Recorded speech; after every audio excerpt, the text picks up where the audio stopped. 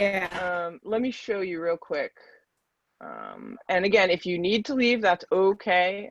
You can go ahead. But so let's look at the third one. This is a good one.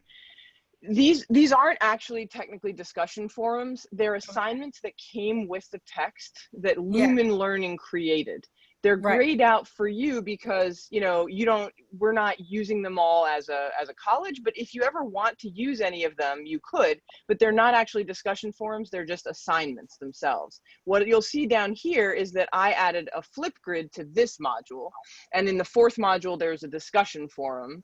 And, you know, I've sort of bounced back between them. And then I've actually asked the students in a survey, which one do you like better?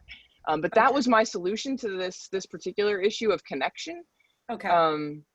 Does anybody else have ideas for Diana? Because I think it's a great question. I can chime in. I think that definitely having the student engagement tool in the form of a discussion forum is critical. And you were kind of fading in and out, Diana, so I didn't hear everything that you said, but it sounds like you got an asynchronous online course, and that's fine. But on top of using the discussion forums, like Katie said, which is a great idea, to mix it up with the technical or the traditional Blackboard discussion forums, throw in a voice thread, use the Flipgrid, and do that, because variety is the spice of life. And at the very least, just having something different, while you might get some students that are going to complain about having to, so to speak, learn all these new things, you're going to have a lot of others who are going to say, cool, something new. And these are all engagement tools.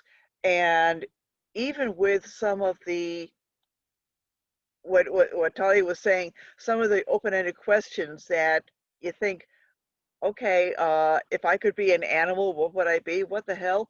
That can open things up to some magnificent conversations. It's a great one. The animal one is a great one. Oh yeah. Yeah, I'll definitely try. I think, every you know, year. since my first. I'm just saying, sorry. I was just saying, one of my favorite discussions, especially in the beginning, is I tell the students, if you could have a cup of coffee with any fictional character, who would it be and why? What would you learn Just from one? them? Oh, well, if they want to do only more than one, I let them do that. Can I write a 20-page paper on that question, Celeste? Yeah, I know. I know, but look which department we teach in. Everybody smiling right now is an English professor. The rest of you are like, what weirdos are you? But I see you, The English best weirdos. I see you. All right, Diana, how do you feel about that answer?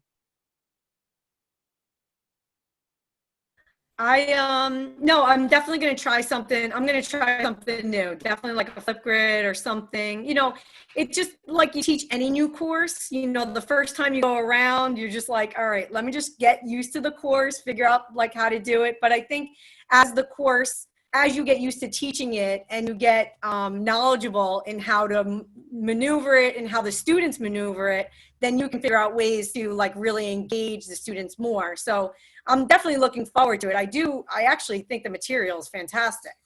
I just, you know, I don't know, I'm just not I'm still like kind of like navigating it myself, you know, and especially with these crazy times, it's like so weird, you know? So I just, I thank you. I'm going to definitely look into it and try that. And I just want to acknowledge that you all are doing this work. I mean, you know, you learned how to use Waymaker over the summer. You were introduced to a brand new curriculum. This course has never existed in this format before, although some of you have taught, you know, similar courses. It's hard. It's stressful to teach something new. And I really appreciate you for stepping up and doing this for our students. Talia, did you have something else? Yeah, I'm so sorry. I don't mean to like keep chiming in, but there's some things that have definitely worked. And I'm teaching it online, by the way, so I'm not teaching it, Diana. So that's why I wanted to jump in. My students have appreciated this. What I do is I don't comment on every single individual post. So what I've been doing is I watch every post and I watch the responses, and then I create an announcement and I just take one line or one item from every single student and I give it like almost like a review. Wow, do you believe we have a student who beat cancer when she was 7? Do you believe we have a student who spent 15 years in IT and now is going to be a nurse? And they love that announcement. And I've gotten a lot of positive feedback from students saying, thank you so much. I like the way you just, because they're not required to watch every single other video. They're just required to watch 2 and respond to 2 students, because that would just be too much work. So what I do is I take a whole overview of all of them, and I pick and choose really interesting things. And I've had students say, thank you so much. Sometimes we feel that our professors are not reading or listening or watching, and it validates their work. And it's really nice for me also to put it all in one document. And that's like a way to make a really a fun announcement for all of them to review. And then in that announcement, I say, okay, don't forget, you have to do 2 responses. So I kind of build in, oh, don't forget, you're not done yet, but it's a fun way to do it, I find. It's funny that you say that, because I do that with my other online classes. I even do that with now my remote classes, where I'll do those kind of announcements. I usually do it like Sunday night, so this way it leads into the following week. So I do very similar things, and I've been trying to do that with the IttS class as well. It's just, I was just wondering, like, just trying getting like the students to like kind of know each other and get engaged like in that way, where I feel like, you know, 'cause I do find like that first semester, it's so important to like bond with somebody, find somebody in your classroom to like really like connect with. And like, there's always like things like that I usually do like the first couple of weeks with my classes, and be like, okay, so let's try and do like a group work. So this way you get to know your neighbor, you get to know this guy, you get to know this girl, whatever. And I think it's so important that they get to know other people on campus, and they get to see like there's so many different variety of people and interesting people that are out there. And I was just wondering, so I think I'm going to look into the whole Flipgrid thing and see if that like will do like an introduction with them at some point, like even if they do it now in like module 3 or 4 before the class ends, at least it's something that will definitely engage them. But thank you, I appreciate it. Yeah, that's okay. Never too late to start connecting, you know. That's awesome. So, you know, I want to be sensitive about time.